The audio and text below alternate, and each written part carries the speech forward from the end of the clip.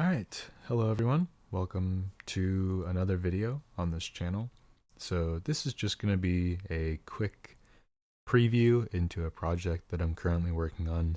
This is in no way a finished product, and in fact I would not put out a video with this content yet normally. I don't have my editing software, so this video is going to be a little bit more rough around the edges, and well, we'll just see how it goes. So to begin, I've been really wanting to create a city in Minecraft for a while, and more specifically a port. I watch a lot of Corrales on the Hermitcraft server, so I've really liked his build style and all that sort of stuff, so I kind of wanted to emulate it. So I've done a massive amount of terraforming in this area, and I'll show this shot and then also a shot from the front of that boat right now of what this area used to look like unterraformed.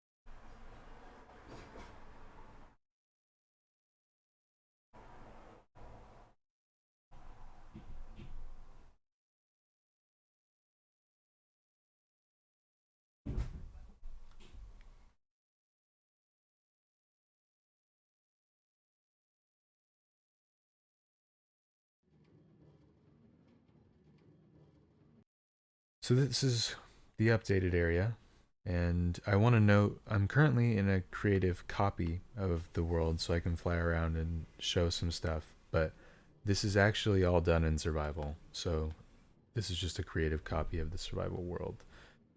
Here you can see the first ship that I built. This is based off of a tutorial by New Freedom MC. It's called the Acavus, I believe. It's not done.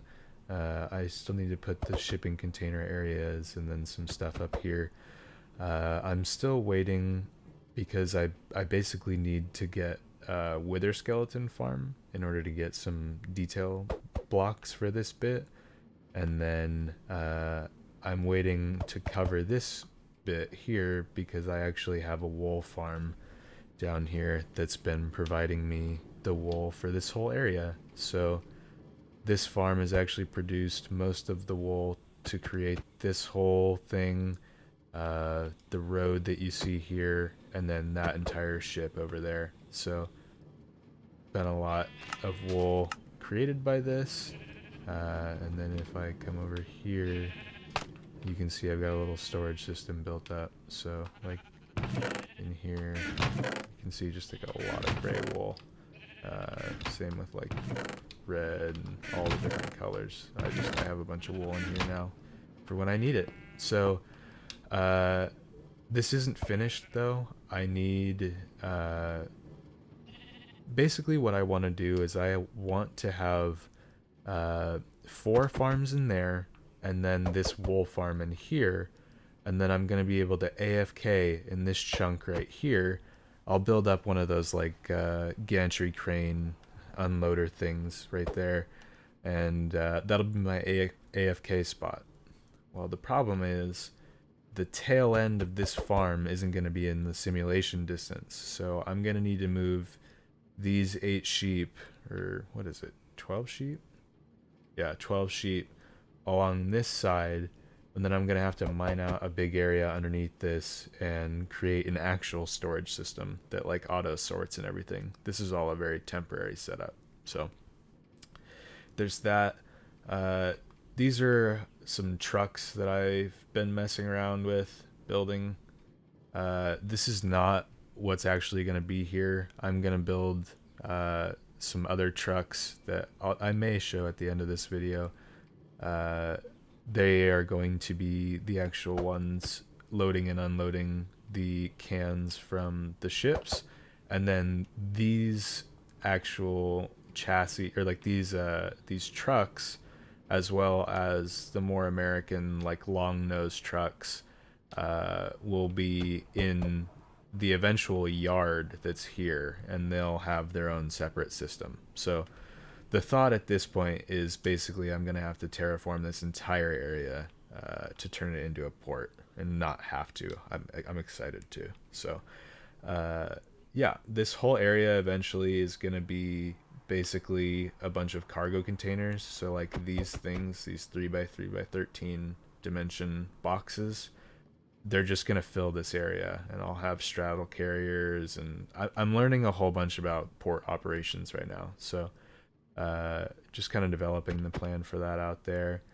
Got the seawall design in, so I've got the seawall as far as I want to go out this way, and then it's going to cut around, and there's going to be more ships out that way. There'll be harbor with like a bunch of personal vessels and yachts over there, as well as probably like historical significance vessels, as well as like personal ships that I enjoy. A great example would be the Nautilus, which is a submarine from a book called 20,000 Leagues Under the Sea.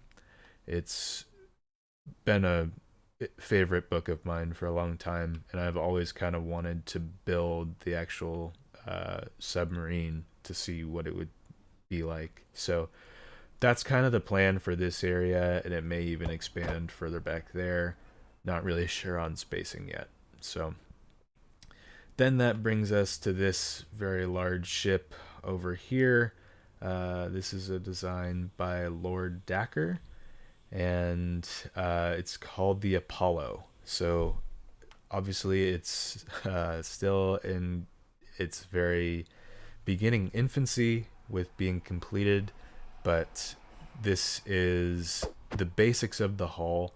From here, it's going to go up in the back. It'll have a bridge and then a number of shipping containers all along it.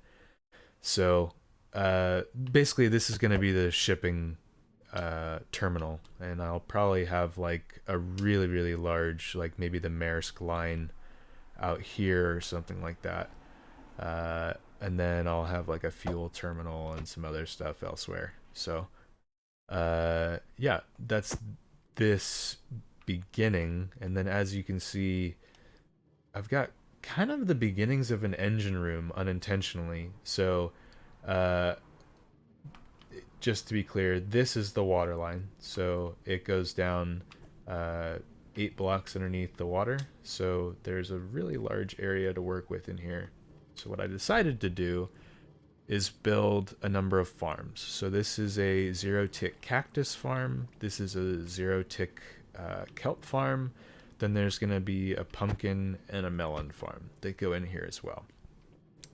Why, you might be asking? Well, I need dried kelp blocks, I need bone blocks, I need pumpkins, I need melons. So I decided, let's just kind of throw it all together and get as much bone meal as I can in this area. So the pumpkin and melon farm clearly are not in yet, but the cactus and kelp farms are. And so if I just demonstrate, turn that on. Okay, wait. Hang on. That's going to have to change. Okay. So if we turn this on, you'll see that the cactus starts to produce at a rate that really is not right for the game. So the way that this works is inside this device are pistons moving around sand blocks that tricks the sand underneath the cactus to think that the cactus is breaking, which then, in random times, will force it to auto grow the next cactus. Then there's just a constant clock of pistons pushing all of the cactus into the center. So it creates cactus at a rate way, way faster than a huge array of actual cactus growing. So there's that farm. And then there's the kelp farm, which works off the same principle.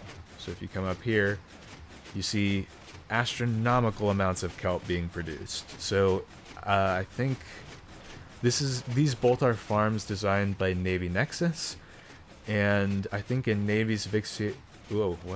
In Navy's video, he said that this farm produces 72,000 kelp per hour. So you may be wondering, why would you want that much kelp or cactus to be produced? Well, first, I want dried kelp blocks, both as a build material, but then also to fuel a furnace array to create more dried kelp. So that whole system is down underneath. I also have storage systems for each of these four eventual products down there. But more importantly, I have a composting array. So a series of composters that take all of the excess kelp and cactus and turn it into bone meal, which then I can turn into bone blocks. So if I go down this scaffolding here, I'm not sure how well this will show on this in this mode, let's say. But this mess down here is 4 storage systems, a furnace array. Actually, it's like 8 or 10 storage systems in here total. The furnace array over here, and then the composter array, which is down there. So how it works is the 4 different products come down in these 4 different drop chutes. So 1, 2, 3, and 4, and get processed according to what they are. So the kelp will get dropped down in here over the top of this furnace array and get fed into that furnace array before coming to the storage area for kelp, before then getting tossed down a very random series of water tunnels to get down into this composter array. So if I go down here, you can see all of the composters here. At this time, 12 is enough to keep up with all of the farms that I have here, but it's expandable if I want it to be at any time. So I have these producing bone meal, and then the bone meal gets spit out into this bottom water system, and then ends up down here. And then at one point, there was a chest here where I was storing my bone blocks, but I guess that didn't make it into the creative world? Question mark? Okay. But so yeah, that's the bone meal system. All of the different crops are connected to that. So that's the last stop for all of the different crops. So you've got the pumpkin storage, you've got the kelp storage, you've got the, what's that one? Cactus storage over there. And then this is going to be for melon slices, because when the farm that I'm building harvest the melons, they turn into melon slices. So then you got to turn them back into melons. So that'll happen. There'll be chests here that'll be for the melons. Then there'll be chests here for the bones. And then this whole thing is for dried kelp coming from the furnace array that can then get dropped down in here. That then gets fed back into the furnace array as a fuel source. There you go. You see the minecart there. So that then fills all of the furnaces up there with dried kelp blocks and allows them to continue producing. The long-term vision with this is to take this down a significant amount more and continue all of these storage silos a lot more. But for right now, I just needed this whole thing to be operational. So that's that's this area so far. A lot of grind, a lot of stuff that's been happening, but I'm pretty happy with it. And hopefully this allows me to uh, build even bigger and more insane things in the future. And once I do, a more in-depth video will come. I have no doubt. So, yeah, thanks for watching.